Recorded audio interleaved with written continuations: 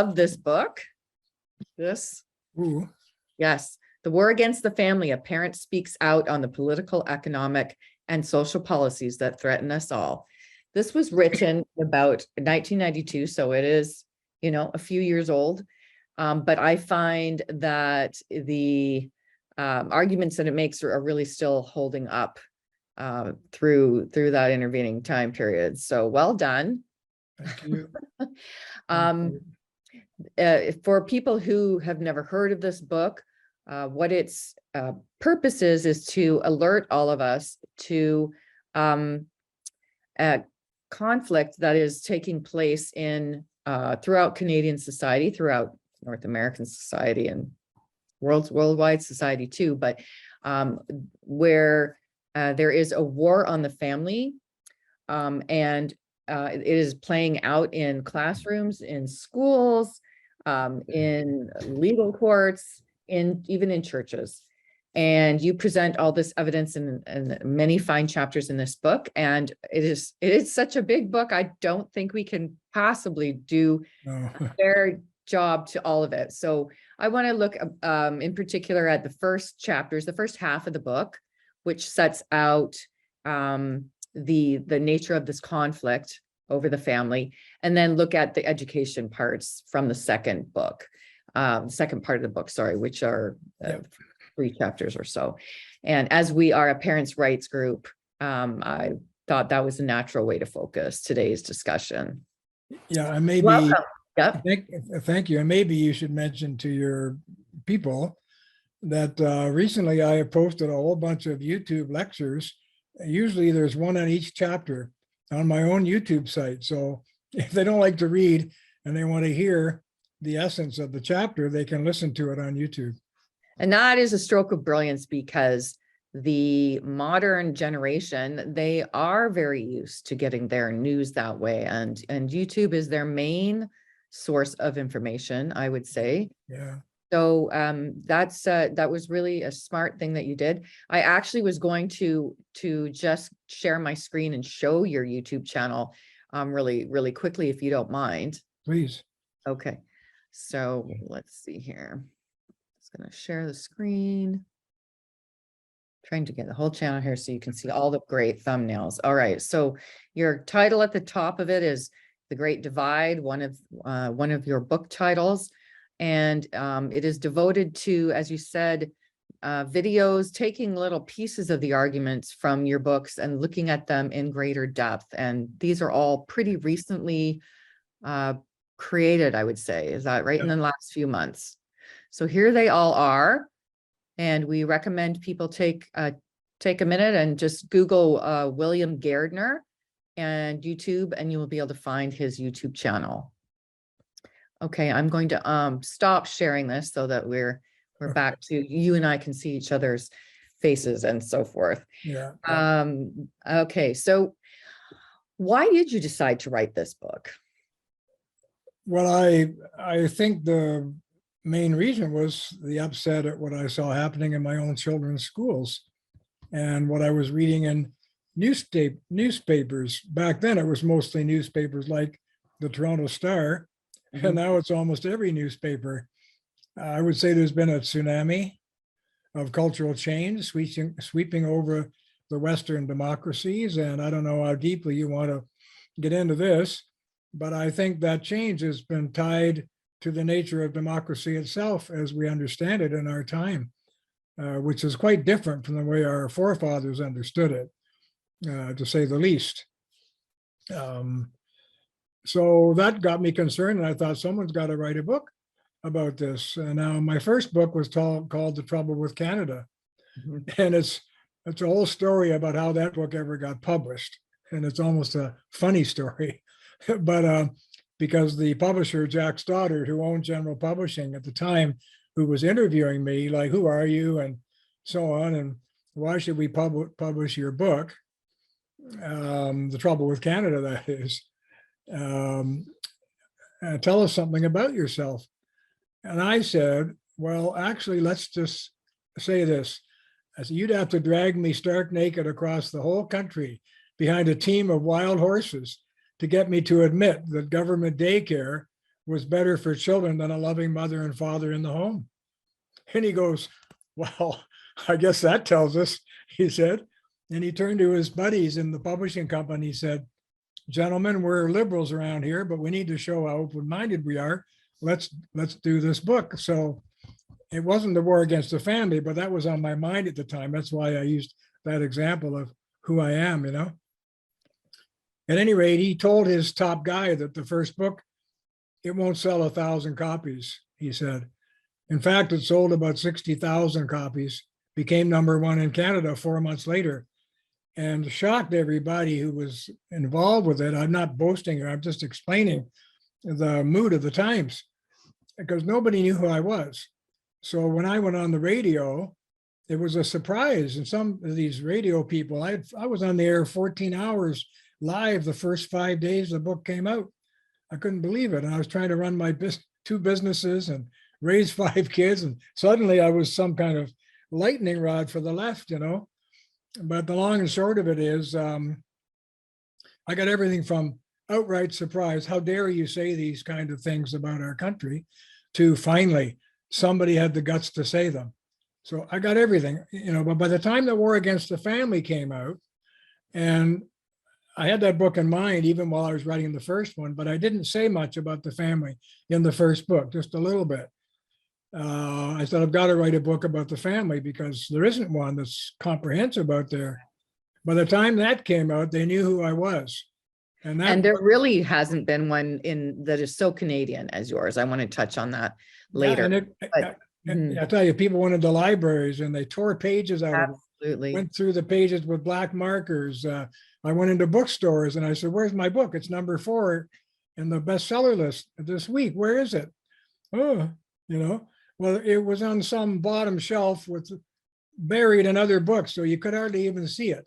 That's how they were dealing with it, you know, because most of the personnel in the book publishing business are very left-wing. So I was like, I always like a bull in the china shop there, you know. Okay. Well, we do appreciate your directness, and it is one of the great selling features of your book. It is not easy to be a voice on the right, and you do it with grace, and we appreciate that. Thank you. I wanted to ask you as well. The book is about the attack on the family. So could we start with how you define the family? Well, I realized that if you look at anthropology, sociology, and all these sort of studies on the family historically, you're going to come up with all kinds of findings. You know, some say that it's always been the same. Some argue that it's always changed. And, you know, I name the people on both sides in my book and tell you what they were getting at. But I was far more persuaded by people like Alan McFarlane, who basically argued that, look, the family basically has been the most basic and fundamental social organization in all human societies throughout time. And it may differ in this and that detail, but basically it's about a married mother and father living together with their dependent children. That's my one-liner. And, you know, generally that's what you find, no matter what historical period you look at. Okay, in some societies, there's more of those kinds of families than others, but that's the root, most common form of family. It's not like it takes a village to raise a child. That's a lot of brouhaha, you know, from the left. Actually, it takes a loving mother and father to raise a family, and not parents, but a mother and a father. That's the combination that works the best. And one of the reasons it works better than any other form of organization dedicated to the family is because parents give their children, I'm going to call it unreasonable love. What do you mean by that? Well, it's love that nobody else will give them. And how do we test that? Well, we take a child to a daycare center, which has, say, half a dozen staff. They're great people. They're wonderful people. They really want to look after your kid. How are you going to look after my child? Just like all the children. Well, that's exactly what, as a parent, you don't do. You know, you look after your children in a special way. And children who grow up knowing that, I think they're fortified for the rest of their lives. You know, right. Well, we get the 24/7 training in patience, right? You never can escape the, the challenges of understanding that child. And, Yeah, it does. and that's why I have a chapter in the book on daycare. And I had my kids in a little bit of daycare myself. I thought the socialization was good for them and all that. But long-term daycare, defined as more than 20 hours a week, I think has been proven to be harmful to most kids.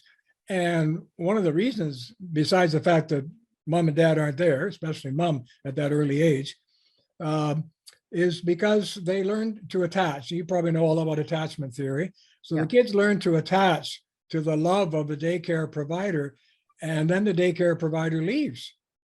And they're heartbroken, and they go inward, and they go, oh my God, another daycare provider takes her place. They get attached again. They try a second time. She leaves again.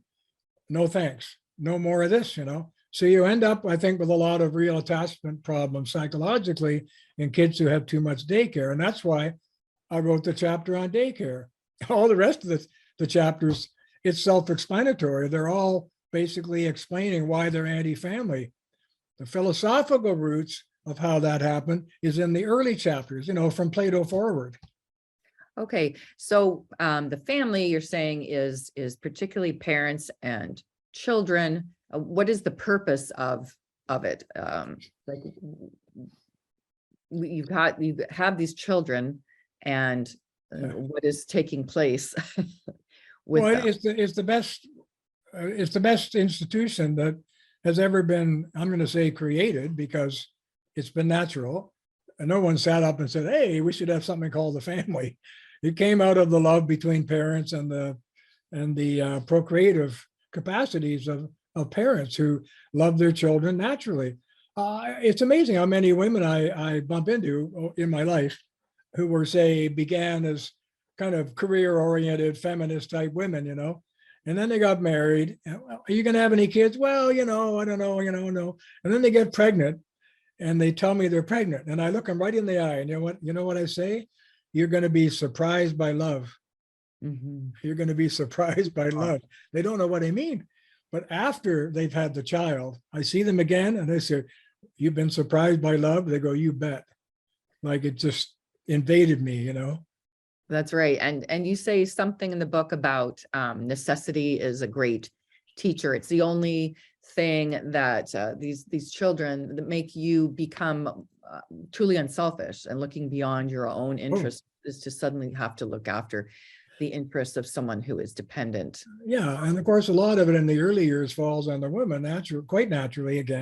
She has a much greater stake in the child, because the child is, first of all, taken over her body, changed her body probably forever, and so on and so on. But the guy's got a pretty big stake in it too. And it changes the way men think about their own lives.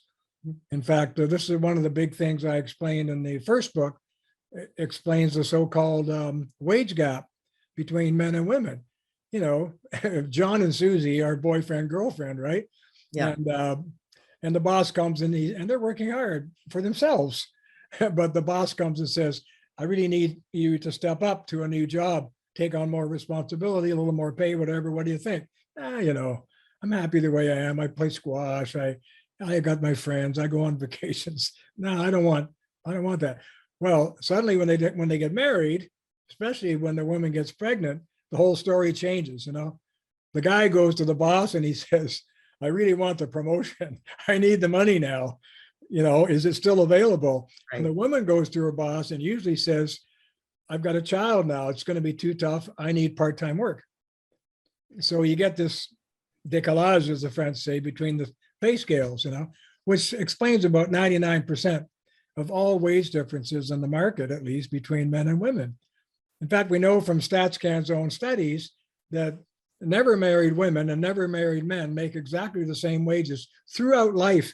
In fact, for the first 3 decades, women tend to make a little bit more than never married men do, and then they basically stay the same. So that's what explains that whole brouhaha, which became part of my life, because I got on the telephone with Premier David Peterson.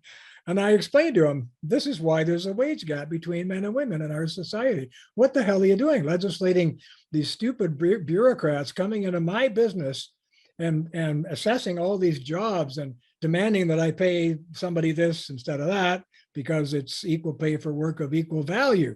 We're already paying for the same work, no problem.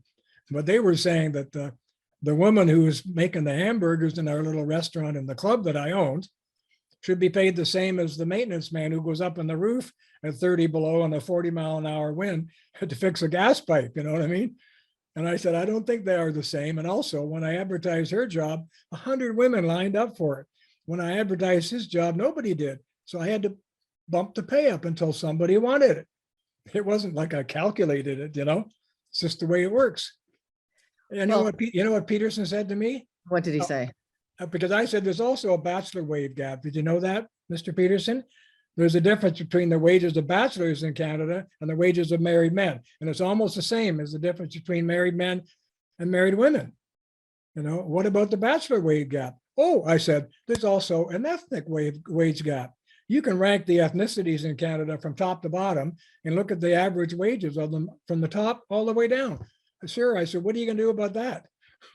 And of course, you're just putting a red flag in front of. You know what he said? Yeah, what did he say? He said to me, oh, you know what, Bill, he said, it's just politics. And I just went, and that's why I never wanted to go into politics, you know. Yeah. Yeah. Well, so we have this institution dedicated to nurturing children, and it kind of sounds like it, you know, should be pretty benign, I guess. And yet it is the big stakes in a battle for the life of the country. Yeah. And that's the thesis of your book. And I was just wondering if you could explain a little bit more about the two sides that are battling for control of the family and what their motivations are. Yeah, I can. I have to go right back to the beginning, but I'll be brief. It's in the book, and it's on my YouTube lectures. So how did it all start? You have to go back to Plato. Plato's Republic is one of the most famous political documents ever written in the West. And the guy was a complete totalitarian. He was not an egalitarian. He didn't want men and women to be equal, et cetera, and everything. Like if you're a general, you were to be treated like other generals. So he was an egalitarian in that sense only, but he was certainly a totalitarian. It's a fine difference. But what the guy wanted, he said, the trouble with society is people are too different. We have people who are smart, people who are stupid, people who are hardworking, people who are lazy, et cetera, et cetera. We have differences everywhere, and it's causing fractures in our society. What we got to do is make the whole system the same for everybody. So he said that no parent should know his or her child, nor child his parent. We take the children away from the parents at birth. We raise them by the government, by the state. You know, we even have marriage and breeding festivals, you know, where nobody gets to know who's the father or the parent of the child and all this kind of stuff. I mean, it was incredibly radical. And I don't know why Plato lovers don't understand that he was at the heart of this anti-family revolution in the West. But, you know, it was tried by various people, you know, to run these communal type societies. I mean, the Jewish kibbutz is like that in a way, you know, and it's changed a lot from how it started. But some of those roots were Platonic in that sense. You have to just track that up to people like Rousseau in the 18th century, who had the same sort of idea. He wanted to get rid of what we now call intermediate associations, what he called particular interests, in the name of what he called the general will. We want the general will of all. We don't want Teresa's particular interest or Bill's particular interest deciding things. And so he was against all sorts of aspects of civil society and wanted them outlawed, basically. Then you get into Marx and his buddy Friedrich Engels. Engels wrote a famous book against the family. And Marx himself, in his tiny book called The Communist Manifesto, I've got an original copy up here. I don't know how valuable it is, but you don't see many of those around. It's about this, but this thick, 50 pages, not even, in which he talks about the abolition of the family. That there's never going to be equality for women in particular until we abolish the natural family. And we do that with government institutions. So that's where that side of it came from, getting rid of the fractures in regular society by getting rid of the differences. And where do the difference come from? They come from the family. It's parents who create them in their own children because they encourage, excellence and stuff like that. And some parents don't. So you get children growing up very differently than they would in, say, a government institution. So that's the one side of it. Now, how is that manifest in the 20th century? Well, I have a whole chapter on Sweden. And what Sweden did basically to bring to the modern Western democracies the Platonic, Rousseauistic, Marxist kind of system without calling it that.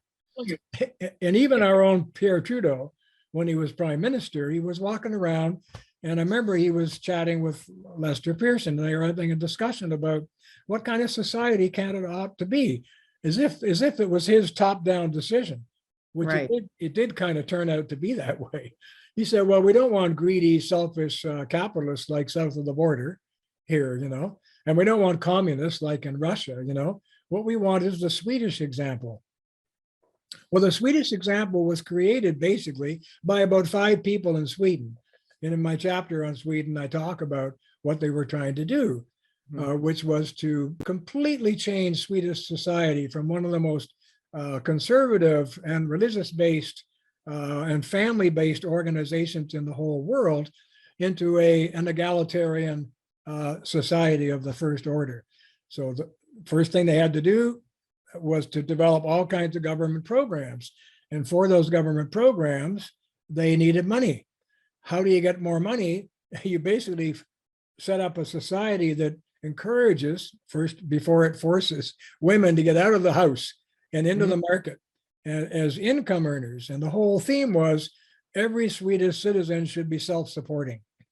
No more of this women supported by men. I mean, you gotta say to yourself, boy, what a radical change that was from the 19th century, where a lot of distinguished men, I'm one of them, would say, if my wife has to go work because we're poor, fine, that's great. She will, she would love to, but I don't want her working if I can help it. I want her raising the kids at home. I want to come home exhausted, having done my very best to create wealth for the family. And I want her focusing on the kids when I'm not there. Right. And there's almost a kind of dishonor, even when I was a young man, to have a woman who not had to go out to work. Nobody felt badly about a woman who had to go work because she was from a poor family. You might have felt a little bit of pity or a little bit of too bad, she's working herself to the bone and all that kind of feeling. But if it was like a woman with a mink coat and a tennis racket, who had lots of money and was arguing about how all women should be in the workforce, and she drops her kid off at government daycare so she can go play tennis, that's a whole different story. Right. In terms of how our society works. Yes, we spend a lot of time now trying to balance things so that the women have. But the mood is still out there. And what the Swede says was, we got to not only set the mood, but keep it going. So they started developing programs, for example, government nursery schools all over Sweden. Young children shall go to a government nursery school, discouraging private nursery schools and that kind of thing. And then it was like housing, for example, subsidized housing for young married couples. And because they didn't want family interaction, a lot of the apartments in these young married condominiums where young marrieds would get a subsidized ownership or rent or whatever, did not have a dining room. Right. There's no dining table in there. Where do you go to eat? You go to a common dining room and eat with all the other tenants in the same building. And the hope of that was, you could do your public announcements when they're eating, you could, share this and share that, but it would discourage private family ambition, And then what was it? Okay, students doing the same thing, young marrieds doing the same thing, and then older people in old age homes. Look at this last COVID thing. Sweden was initially a disaster with these old age homes where they had 700-800 residents, huge government facilities, which they locked down and a lot of people died, Yeah. But the reason they were so huge is because the government's been involved in that for like half a century over there. So the society that Sweden represents and that you think Canada is, followed the model, ways, right? How does that contrast to the other camp, which I'll just describe as the family, the natural Yeah, the family. natural family camp. Right. So in terms of you talk about kind of a dynamic in one that kind of goes up and in the other it kind of goes down. Could you explain what this model of top down and bottom up? Yeah, I did use those phrases, top down and bottom up, and I use those in my description of the system of democracy that we have too. Right. The whole idea of democracy as we have come to understand it, it's changed a lot over the decades, but was a bottom up system of public opinion, which would drive the well-being of society, what Aristotle used to call the flourishing of all the members of society would be a consequence of bottom-up rule. A top-down rule is very different. It's where policy is decided at the top and it's imposed on the people. And one of the arguments I made recently in an article I wrote for Epoch Times, and when the charter turned 40, the article was titled "The Charter at 40, How Canada Got Recolonized." Mm-hmm. And now the reason I used a title like that is because before Canada became a country, most of the legal decisions about what Canada could or could not be or should not be were made by the government in England, by British legislators and the Privy Council and all that. And one of the complaints Canadians living here had was, we want to run our own show. We want responsible government right here in Canada. So we got that in 1867 and so on with our original constitution, the BNA Act. Mm-hmm. But then when Trudeau came along, he wanted to follow the French model, the Declaration of the Rights of Man and of the Citizen and all that. And he wanted to impose that on top of our Constitution. Well, before Trudeau came along, anyone would say that Parliament was made the supreme law of Canada. That was whatever law came out of Parliament was the supreme law. And of course, the Constitution was supreme law too. But Parliament basically made the laws. When Trudeau invented the Charter of Rights and Freedoms, in which we don't see the word responsibility, we don't see the word obligations anywhere, you can't find those words. Mm-hmm. And so it leads you to ask various questions, such as, how can you have a right for one person without an obligation for someone else? It's not possible. So there's a bit of a fairy tale trick here being played on us, where because he called it the supreme law now, all the legislators in Canada had to bow to the charter. And now if you go to law school, I know this because my son-in-law is a brilliant lawyer. If you go to law school, there's something called charter law. You can't make a decision in Parliament, and you can't make a decision if you're going to decide whether or not to go to court until you think about charter law. Because charter law is now the supreme law of Canada, no longer the rule of the people through their legislators. That's been a vast change in this country in a mere 40 years. Okay, so yeah, that's something I really liked about this book, about the Canadian aspect of it, is that you look at what's really changed in the last 40 years. You look at the changing nature of the Confederation. Yeah. You also mention that the power of the courts has changed in society. Yeah. Could you explain a little bit more about that? Well, there's a brilliant professor at Western University who wrote a book called The Most Dangerous Branch, and that's about the Supreme Court. Mm-hmm. That's because we have what's happened is, it happened in America too. It's called reading in, where judges decide that if a certain complaint brought to them by someone as a charter complaint, if it's not actually mentioned in the charter, they read it in, they make it up. They say, well, when the charter was created, we didn't have this problem A, B, and C, but now we do. So we're going to call this an offense against the security of the person or something like that. For example, the abortion right, so-called abortion right in Canada, was created that way. Abortion is not mentioned in the Canadian Charter of Rights and Freedoms, but millions of people are walking around saying it's a charter right because it was read into it. In your opinion, these things are creating kind of a stranglehold on the family, Yes.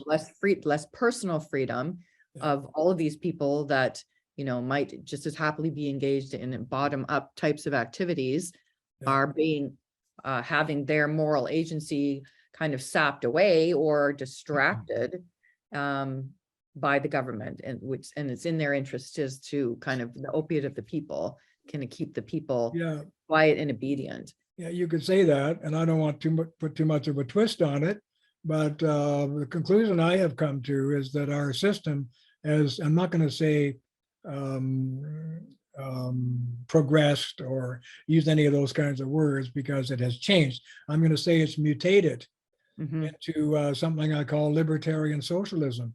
And let me just explain, because there's been about 4 stages to so-called liberalism in the Western world, and all the Western democracies have gone through these 4 stages. The first stage you could see clearly in the age of the Pilgrims and the first settlers who came to Canada and America, very religious people, who wanted to be free because they wanted to be good. We hardly ever hear anyone today answering the question, why do you need freedom? Saying, because I want to be good. Right. So I want to be free to be good. And that would have been a norm at one time. It was a norm. It very much was a norm. But as things got more slowly commercialized and secularized, we got into the era of kind of, I guess you call it classical liberalism, where freedom was a big deal, for sure, as the word liberal comes from the Latin for freedom, right? But the principles of John Locke and the rights of man and all that kind of stuff, and that set up a pretty good polity for about 150 years. But what liberals began to see as time went by was that it was creating an underclass. All these so-called free societies had lots of rich people, lots of middle class, but what's this about an underclass? How come we got people sleeping under bridges? And now you see it in these tent cities and, crapping in the streets and living in tents in these San Francisco and Los Angeles and New York and some in Toronto and other Canadian cities too. Vancouver is really bad in this way. How come? What are we going to do about it? So what they basically decided was that we needed a second foundation, not the first foundation, which was liberty, ergo liberalism, but also we need a foundation in equality, and not just formal equality before the law, which we've always defended, and I still defend it, and I'm sure you do too.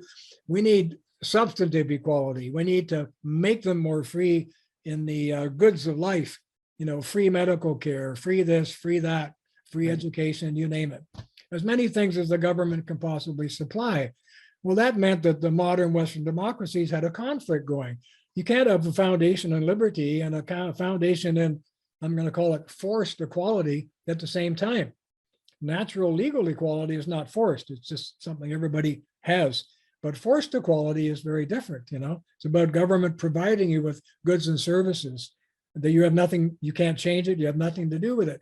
Like in Canada, if you try to go pay your doctor $50 for an extra appointment, he's going to go to jail or he's going to be fined. It's against the law. So you know what I'm saying? So it's forced equality, Canada's medical system. Exactly. So And you're so strong in saying, I think, that the antidote to the forced inequality, would be appreciation of differences and, treating that as not a taboo anymore. But that seems so out of reach for us. Well, that's what bothered Plato. That's what bothered Plato. See, the differences in his day were creating the rich and the poor, the smart and the stupid, the lazy, the hardworking. The society was impossible to hold together. So he wanted to unify everybody by getting rid of all the differences.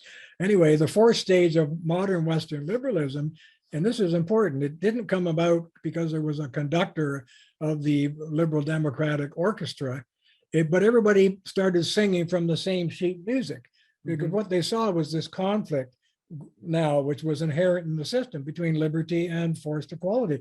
What are we going to do about it? Here I go. We're going to divide the body politic into 2 bodies, a private body and a public body. Now, what I mean by that? Well, when it comes to the private body, we're going to let people do whatever they want in sexual terms, booze, sex, drugs, abortion, easy divorce, all that kind of stuff. You will be as free as you could possibly imagine, as anyone's ever been in human history. But anything that we can provide as a government to everybody equally, we'll do that too. So forced socialized medicine, against the law to do private medicine, all that kind of stuff, forced pension systems, et cetera, et cetera. Canada's got a ton of stuff. So we are now what I call libertarian socialist. We live privately more free than anybody in human history. All our personal, sexual, and bodily appetites are, there's nothing, almost nothing governing them. The only limiting principle is don't harm someone else, but otherwise do whatever you want. And what did Trudeau Sr. say? The government has no place in the bedrooms of the nation, that kind of thing. Well, in fact, it does, of course, if there's criminal activity in the bedrooms of the nation, or abuse of the partner, or mutilation, or violence, or anything like that, or underage stuff, the government certainly has a place in the bedrooms of the nation. But Right. he was your arch libertarian, Trudeau Sr. His own biographer has a page in his biography. I have it right over here in my library, where he describes Trudeau being at a mixed party, men and women, all in their clothes, around the pool. He just takes off his clothes and jumps into the water stark naked in front of all his guests. So he was the exact symbol of the libertarian socialist, because he also brought us our coast to coast socialism with his Charter of Rights and Freedoms. You see, Okay. so he separated the two realms. And I say that libertarian socialism now is what we have and Mhm. what everybody likes. I'd So like to take a detour into one of the chapters that I enjoyed reading a lot, which is it's kind of in the middle there, the history of the family. And you make the argument that there is an older belief about history, that in the Dark Ages, there was no real understanding of childhood, no sentiments of affection between spouses, and that everything kind of became sunny and glorious after the advent of Romanticism, and the modern era brought the ability of affection to thrive in the family unit. And you wanted to counter that and suggest that it's not the narrative of progress, of a simple progress, getting better and better with time, that you wanted to challenge that, which I thought was very good, because I do think that's the way a lot of people assume that history works, is that anything current is better than what came in the past. Yeah. But so I'm wondering what you came to as, instead of a narrative of progress, how do you feel that the model of family has either changed or stood the test of time? Well, I think we have a disaster on our hands, and you may share that opinion. I don't know, but I mean, it's connected to things like, for example, if a young man, usually it's around sex, if a young man gets a young girl pregnant, right? Mhm. She decides whether she wants to keep his child or not. He has no say in it. Right. I mean, so are we surprised when we have millions of young men walking around figuring that their own children have nothing to do with them? Mhm. That if they got in this situation, not only that, but they're angry because the government, if the woman decides to keep the child, they're forced to support it until it's 18. Come on, you can't have it both ways, is the way these young kids are thinking. So their first reaction is to hell with it. I just want to go have sex, hook up, as they say, have a good time. And the children have nothing to do with me. The government's telling me that in their own policy. And then we have, of course, the whole my body, my choice movement with abortion, which I think is one of the greatest disasters of all human history, is the modern abortion disaster. My body, my choice. People say that to me with the most astonishing confidence, and I say to them, "What's choice got to do with it?" They go, "Huh?" And I say, "Well, you can choose something bad as well as something good. Choice doesn't make anything good. It's a question of what you're choosing." So it's sort of now that families are almost have to have their head down in protection of what's left. Would that be like you're not saying that the family hasn't gotten necessarily better and stronger. It's more under attack, so it needs more support at this time. Is that Well, what the family's doing is hunkering down, right? turning its back on the system. It's hunkering down, like the growth of private schools in Canada. I'm not talking about the big, expensive private schools that are almost like, universities. There's one right near me, two of them right near me, actually. Yeah. But a lot of the thousands of smaller private schools, usually with a religious base, that get started are for parents who are getting out of the system. My own daughter is one of them. She's an incredibly articulate woman with 5 kids, and she just could hardly believe, when her daughter came home with a book about how Susie has 2 mothers and all that kind of stuff. she says, please, stop brainwashing my child. Well, no, we're not going to stop brainwashing your child. That's our educational policy. Boom. She pulls them out of the school. They're now in a Christian school, thriving. And I have to say that the education is about 5 times as strong and good as it was in the public school. I was wondering, yeah, if you now that we can turn to the education part of your book, Which is your I was, congratulations, by the way. I think it's great what you're doing. oh, thank you so Great what much. you're doing. It takes a lot of guts. I'm sure you've had a lot of criticism, people throwing all kinds of rotten tomatoes at you. Well, it's hard, the younger generation doesn't necessarily see the Right. things, and that's always true. The conservatives are, Well, they're the first ones to say things like my body, my choice. They come out of the university already brainwashed. It's hard to believe. They haven't really had an education because no one has asked them to question their own assumptions that's ever. right. Until they have children of their own. But Yeah. anyway. Good So for I you. was wondering if you could explain a little bit what you thought the benefits of the privatized system of education might be. Like, what do you see as the strengths of private schools versus the public system? Well, first of all, I don't think the government, I'm just going to be point blank about this. I don't think government should ever have been allowed to get into the education business, I see. period.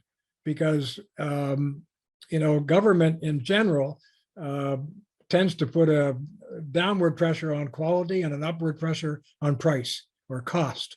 Any economist will tell you that. In fact, I remember when Milton Friedman did his great book called Free to Choose, he came up with 5 or 6 internationally respected studies which showed that anything the government does compared to the same thing provided by the private sector is going to cost a minimum of twice as much, but often in these studies 5, 6 times as much.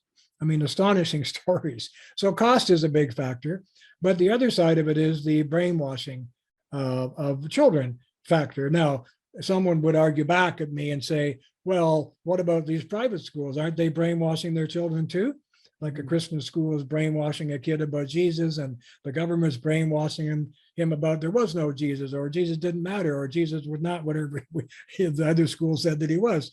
So it's true, there's brainwashing no matter where you go. But when I was living in France, which I was for about a year as a graduate student, I was sitting beside a table where some university students were having this very argument, and I could hear them. And I went over to their table. I said, I'm sorry. I said, I couldn't resist, and I couldn't help hearing your discussions. They were saying things like, can you imagine, I mean, in French, can you imagine America? They said, they have private radio stations there and private television stations. Of course, France had no such thing. It was all run by the government. And I went over and I piped in and I listened to them. And they said, what do you think of that? I said, well, you have to decide whether it's better to have one big lie in your life or 100 small ones, and that's the difference. You can't get away from the lying and the politicization, no matter which way you go. But the question is, are you free to choose the lies that you'd rather hear or listen to or not? Well, can we discuss a little bit about some of the things you talk about in your book about how these educrats are trying to brainwash kids in the schools, particularly what are they teaching them about values? Well, look at the so-called moral values education movement. It's a bit damped down now, but in the 60s, 70s, 80s, and even the 90s, what they call MVE, moral values education, was everywhere. And the fundamental purpose of an MVE program in the public schools was to dissociate the children from the values they were learning in their families, and supposedly to teach them to be rational individuals assessing the difference between right and wrong themselves. Now, at a certain point of our growing up, I think it's good that we assess that ourselves. Sure. But when a child is a young child, I don't want to hear them arguing with me about what's right and wrong. This is the way we're doing it. Why? Because it's the right thing to do. That And to kind of teach stuff. them strategies to avoid their parents' Yes, observation, or to teach them to. you got it. And this was in all the school books. So when I was doing the war against the family, I went to a few public schools, and especially talk to teachers about things like sex ed. And I have to say, some of the teachers said to me something like this: Mr. Gairdner, we do get an enforced curriculum from the government, stuff that we're supposed to teach them. But when I close that door, this is my classroom, meaning I don't necessarily go along with it. So you do get a bit of that onside criticism of the curriculum from teachers themselves. But a lot of them are just 100% on board. And if you go to ISE, which is where my daughter went to get her teaching certificate, she said the whole thing is like a brainwashing institution. You know, it's all about, you name it. All the left-wing stuff is being taught at ISE. And she stood up her first week there and, excuse me, and she put her hand up and she complained. And the fellow sitting beside her, he was about a 60-year-old man from Romania who came to Canada, and he wanted to teach. So he went to get his license at the same time as hers. She was like 22 at the time or something like that. And her name is Ruth Ann. And she just heard him lean towards her. He said, Ruth Ann. He couldn't pronounce her name properly. He said, Ruth Ann. He said, shut up. Pardon? Pardon? She said, he said, shut up. He said, I am from Romania, he said. And I was chased out of my country with machine gun at my back because I translate George Orwell's book, Animal Farm, into Romanian. And they run me out of my country with firing bullets at me, he said. And what you're hearing here, what I am hearing and always hear, he said, about how to teach children, education in the schools, exactly what we learned under communism. Same sentences, same phrases, same arguments. And what do you feel so you mentioned sex ed, and there's a lot of interesting information on that in the book. I would refer parents to. What do you think has been the We're going to be shocked, by the legacy way. of it? Pardon me? Yeah. What has been the legacy of all of this increased information provided to children on these very intimate topics? I'll tell you what the legacy has been. It's been completely negative in terms of what the people who brought it to the schools thought. They thought it would reduce teen pregnancies, would reduce all kinds of stuff, you know, and STDs and all this kind of thing. In fact, all that went up. More, you know, I'm not going to say more babies because they got abortion on demand in the same time period. So there were not more babies, but there were more pregnancies, more STDs, more all that stuff. Like it completely backfired. And so I think, and I think the parents the schools got lots of complaints from parents about, you know, because the teacher, they knew exactly what they were doing. You know, picture this, 13 or 14-year-old girl goes to her teacher and says, you know, I have these sexual feelings, you know, and I just, yeah, you know, my boyfriend or whatever says we should have sex, and I think I'm a bit young and whatever, what should I do, teacher? You know, instead of the teacher saying, you know, first of all, I hope your parents are discouraging this kind of behavior in your home and so on. Instead, the teacher is probably going to say something like, well, wait another year, but if you still have these feelings, you go ahead. You know, it's a wonderful experience for you. In other words, you don't have to listen to your parents. Well, a young student who has those feelings, who's being told that by a teacher, right away, this is the break between the child and the home. From then on, almost anything the teacher tells the student is going to have more weight and value than whatever the parents say, which the kid still has to listen to, but only with one ear, so to speak, you know?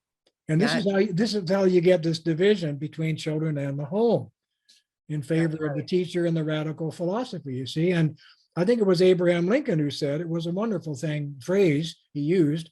He said, the philosophy of the classroom in one generation will be the philosophy of the nation in the next. Whoa. If you could add an epilogue to the end of the book that might catch up a little bit of the space between 1992 and now, what would you add? I'd add one sentence, would say, it's all worse than what I said. Yeah, and it's up to us to do something to change. And people do. I mean, I've been contacted. I don't get a lot of it. That book was, as I say, it was almost burned by bookstores, and it was banned by Duthie's bookstore in Vancouver. Celia Duthie owned about 3 bookstores at the time in the Lower Mainland, and she wouldn't have the book in the store. Yeah. But she had things like Hitler's Mein Kampf, Marxist Communist Manifesto, all kinds of utopian literature, radical political literature, but not my book, you know. See, so how far does the book get when that happens, you know? And YouTube wasn't really around then, so you didn't get a lot of Right. mileage that way. So my book's on, that book is still kind of an underground book, and people who write to me today, I get letters, emails now, not letters anymore. I miss the old letter, you know, with the handwriting. I used to get lots of those, but I get emails where people just say, I can't believe so much of what you wrote in that book has come true. It's eerie. It really is. Yeah. And I do recommend it. I'm just going to show it again. This is one version of the cover. There's another, at least another, the black and white version. Yeah. And you can still get it, I think mostly in used condition now. Yeah, Like you can get it right off my website, or you can go to a website like Abe Books, you know, that website, Abe. oh yeah, that's, yeah. You Mhm. can go there, or you can go right to my website and just click the button and it'll take you to it, you know? Perfect. Yeah. Well, I think we've covered, a lot of the bases from an educational point of view. There's still so much in the book. We could come back for multiple more meetings, I think. But for today, we should probably wrap it up, I think. Yeah. But thank you so much for being with us and for taking the time to explain to parents what they need to be aware of, what their kids are encountering at school. Yeah. And it's great that you're out there. And Thank you. Well, yeah. if you pardon the flagrant self-promotion, I would say two things: that any one of your followers who reads that book is going to be radicalized in a good sense Right. against the system, which before that was probably a little bit invisible to them. It's going to bring it to the surface, and they'll be shocked. They'll be seeing it everywhere. And secondly, I wanted to say I'd love you to meet my wife and my daughter, Ruth Ann. They're very pro-family, very upset about what's going on in the schools. And That's a date okay, thanks a lot, at Teresa. a time. Okay. Thanks Thank for having you me. very much for being with us today. Okay, bye. Bye-bye.